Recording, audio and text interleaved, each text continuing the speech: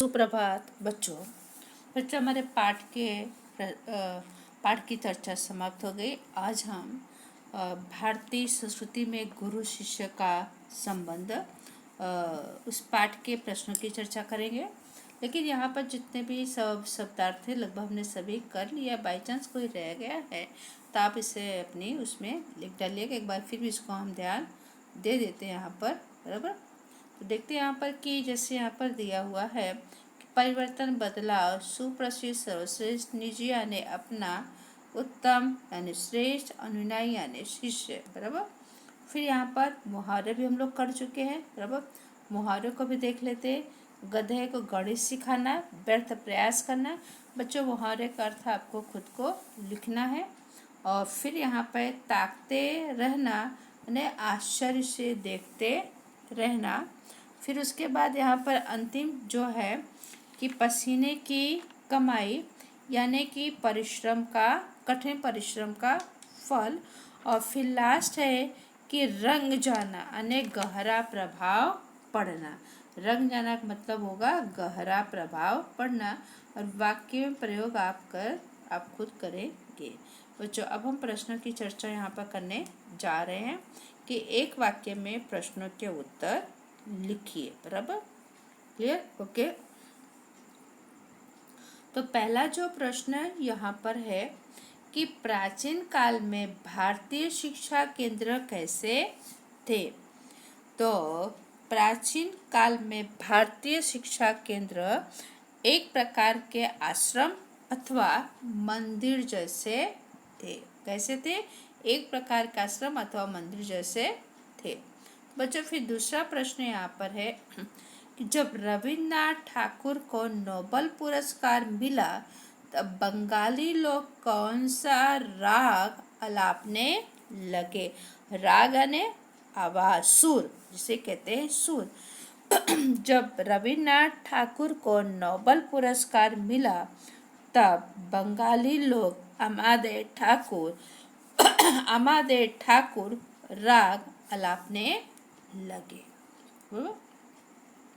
अब फिर उसके बाद नेक्स्ट प्रश्न जो यहाँ पर है, तीसरा जो प्रश्न है यहाँ पर कि भगवान रामकृष्ण वर्षों तक योग्य, यहाँ पर शिक्षा है बच्चों, शिष्य कर देंगे, बराबर।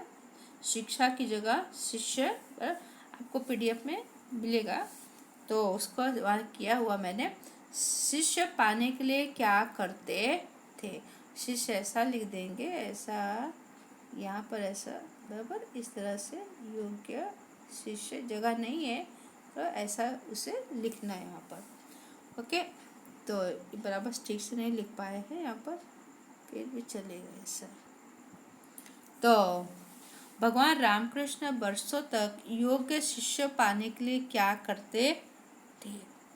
तो बच्चों, भगवान रामकृष्ण परमहंस योग्य शिष्य पाने के लिए वर्षों तक रो रो कर क्या किया, भगवान से प्रार्थना की, बराबर। भगवान से प्रार्थना करते थे। फिर नेक्स्ट प्रश्न जो है कि भगवान ईशा का कौन सा कथन सदा स्मरणीय है। सदा ने हमेशा। भगवान ईशा का यह कथन सदा स्मरणीय है कि मेरे अनुयायी मुझसे कहीं अधिक महान हैं और उनकी जूतियां धोने लायक योग्यता भी मुझ में नहीं है। लास्ट एक वाक्य का जो प्रश्न है यहाँ पर, बराबर, कि गांधी जी किन्हें अच्छे लगते थे। तो बच्चों, गांधी जी उन्हें अच्छे लगते थे जिनमें गांधी जी बनने की क्षमता है और जो उन्हें देख करके करना चाहते, उनका अनुसरण करना चाहते हैं। ऐसे लोगों को गांधी जी अच्छे लगते, बराबर। नेक्स्ट प्रश्न है कि विस्तार से प्रश्नों के उत्तर लिखिए। पहला प्रश्न है कि यूरोप के प्रभाव के कारण आज गुरु शिष्य संबंध में क्या अंतर आया है। तो प्राचीन भारत में विद्यालय मंदिर के समान माने जाते थे। शिक्षा देना एक आध्यात्मिक कार्य था। पैसा देकर शिक्षा खरीदी नहीं जाती थी। शिष्य पुत्र से अधिक प्रिय होते थे। परंतु वर्तमान भारत में शिक्षा एक व्यावसायिक हो गई है। गुरु वेतनभोगी हो गए हैं। विद्यार्थी शुल्क देकर शिक्षा प्राप्त करते हैं। आज का शिष्य गुरु में परमेश्वर का रूप नहीं देखता। इस प्रकार यूरोप के प्रभाव के कारण आज गुरु शिष्य संबंधों में जमीन आसमान का अंतर आ गया है। फिर दूसरा जो प्रश्न है कि पुजारी की शक्ति मूर्ति में कैसे विकसित होने लगी। तो मूर्ति किसकी बनती बच्चों? पत्थर की, बराबर। तो पत्थर की मूर्ति शक्ति मूर्ति में कैसे, मतलब कि पुजारी की मूर्तियों के, तो पत्थर की मूर्ति तो जड़ होती है, उसमें चेतना डालने का काम पुजारी करता है। मूर्ति की पूजा करने का अर्थ ही उसे चेतनवंत बनाना है।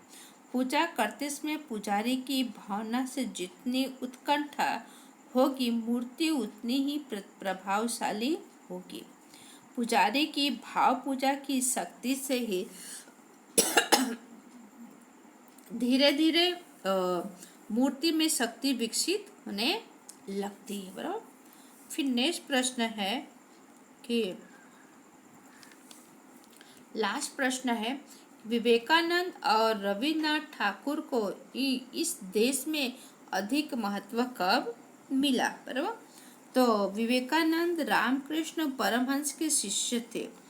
तो आरंभ में उन्हें भारत में महत्वपूर्ण स्थान प्राप्त नहीं हुआ, और जब वे अमेरिका गए और उन्होंने वहाँ नाम कमाया, तब भारतवासियों ने उन्हें सम्मान देना शुरू किया। और इसी प्रकार रविन्द्रनाथ ठाकुर को यहाँ कोई नहीं जानता था। उन्हें जब नोबेल पुरस्कार से सम्मानित किया गया, तब बंगाल वासियों ने उनकी प्रतिभा पहचानी और वे बंगाल के नहीं, सारे देश के गौरव बन गए। इस प्रकार विदेशों में सम्मानित होने पर ही विवेकानंद और रविन्द्रनाथ ठाकुर को इस देश में महत्व मिला, बराबर। अब बच्चों नेक्स्ट जो प्रश्न है, बराबर, अगला जो प्रश्न है यहाँ पर दिया हुआ है कि क्या प्रश्न है कि आशय स्पष्ट कीजिए, यानी जो लाइन यहाँ पर दिया हुआ उस लाइन को क्या करना, विस्तार से उसकी चर्चा करनी है, बराबर। तो प्रश्न यहाँ पर तीसरा जो प्रश्न है कि सम्मान पाने वालों से सम्मान देने वाला महान होते हैं। तो बच्चों, सम्मान पाने वाला अपने किसी विशेष गुण के कारण और क्या सम्मानित होते हैं। जैसे कि हीरे के गुण की पहचान की जाए तो वह बहुमूल्य है। यदि पहचाना न जाए तो वह भी एक पत्थर ही है। उसी तरह सम्मान पाने वाले की विशेषता को परख लिया जाए, पहचान लिया जाए तो ही वे सम्मानीय है, नहीं तो वे साधारण मनुष्य ही समझे जाएंगे। उनकी विशेषता को समझकर उन्हें प्रकाश में लाने वाले लोग ही उनका सम्मान करते हैं। इसलिए सम्मान पाने वाले से भी सम्मान देने वाला अधिक महान होते हैं। नेक्स्ट जो प्रश्न है कि जो गुरु से मार खाते हैं उनका भविष्य उज्जवल होगा, बराबर। तो यहाँ पर जो है कि उज्जवल यानी जिसे कहते हैं कि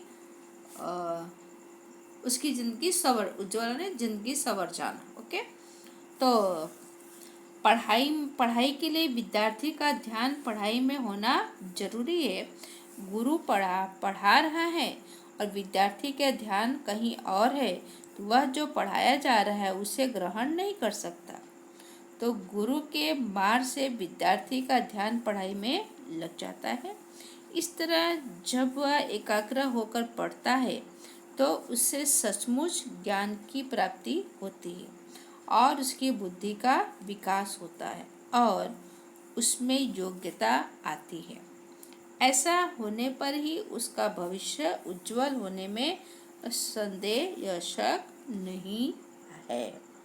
अब यहाँ पर जो है नेक्स्ट जो प्रश्न है कि सूचना के अनुसार काल परिवर्तन कीजिए। कालन जिसे आप लोग कहते हैं टेंस, बराबर। तो इसमें यहाँ बच्चों गलती, इसमें और यहाँ ओवर आने दिशा, इसमें और मुझ झंडा वाला गलत है ये। इसमें और मुझ में फर्क ही कुछ नहीं है। ब्रैकेट में दिया हुआ है किसे हमें भविष्य काल में परिवर्तन करना है, तो इसे लिखेंगे इसमें और मुझ में फर्क ही कुछ नहीं होगा, बराबर। फिर नेक्स्ट है सेकंड कि हम अपने शिष्यों से कम प्रमुख रहें। पुण्य भूतकाल, बराबर, क्या पुण्य भूतकाल, तो हम अपने शिष्यों से कम प्रमुख रहे, बराबर। हम अपने शिष्यों से हम अपने शिष्यों से कम प्रमुख रहे थे, यहाँ थे आ जाएगा, रहे थे, बराबर। फिर नेक्स्ट है उपनिषदों में आचार्यों ने कहा सामान्य काल, तो उपनिषदों में आचार्यों ने कहा, बराबर। फिर नेक्स्ट जो प्रश्न है यहाँ पर है, तो इसकी हम चर्चा कर चुके हैं। जो प्रश्न है 5वां कि मुहावरे का अर्थ देकर वाक्य प्रयोग कीजिए, तो एक चर्चा हम कर चुके हैं बच्चों। ताकते रहना अन्य आश्चर्य से देखना वाक्य प्रयोग आप करेंगे। पसीने की कमाई यानी कठिन परिश्रम का फल वाक्य आप प्रयोग करेंगे। फिर है रंग जाना अन्य गहरा प्रभाव पड़ना, ठीक है। और उसके बाद है विरोधार्थी शब्द, तो रोगी तो निरोगी, असहाय सहाय, वृद्ध युवा। तो बच्चों यहाँ पर आपके पाठ के प्रश्न की चर्चा समाप्त हो गई और इसे आपको अपनी कॉपी में इसे अच्छी तरह से लिखना है, बराबर। पीडीएफ बना के मैं भेजूंगी, ओके। और थैंक यू।